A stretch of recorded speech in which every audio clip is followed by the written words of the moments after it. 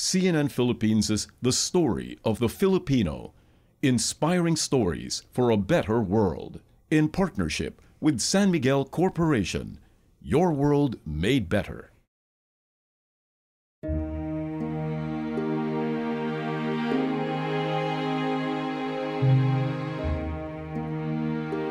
First time kong pumasok sa jail, parang wala lang sa akin. Turing ko lang silang ordinaryo kasi kung meron ka agad takot, meron kang pre-assumption kung ano sila, sa simula, wala na.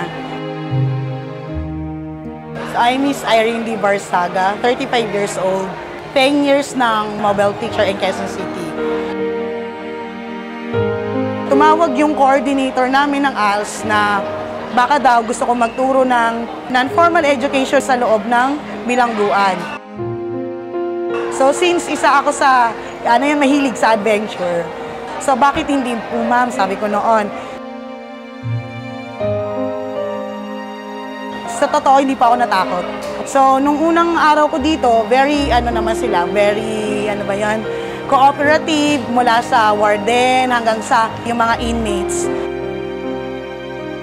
Dahil din sa jail, mas nakilala ko yung sarili ko na hindi ako madaling humusga ng tao.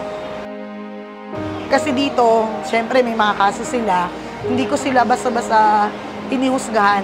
At dahil din sa jail, nakakilala ko ng mga iba't ibang klaseng tao at mga kaibigan. Hanggat kaya namin magbigay, hanggat meron kaming maibibigay na serbisyo sa kanila, ginagawa namin.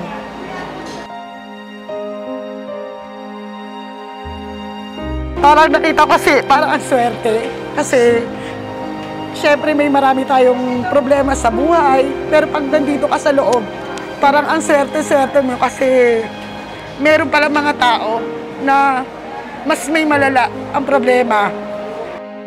So, parang ang swerte ko kasi nasa labas ako.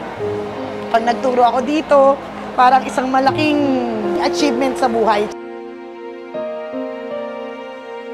Nandito ako para magturo. Para tulungan kayo na magbago at makamit yung pangarap nyo na magkaroon ng diploma sa elementarya man o sekundarya.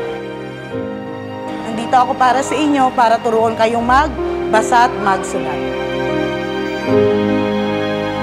CNN Philippines' The Story of the Filipino, Inspiring Stories for a Better World, in partnership with San Miguel Corporation, your world made better.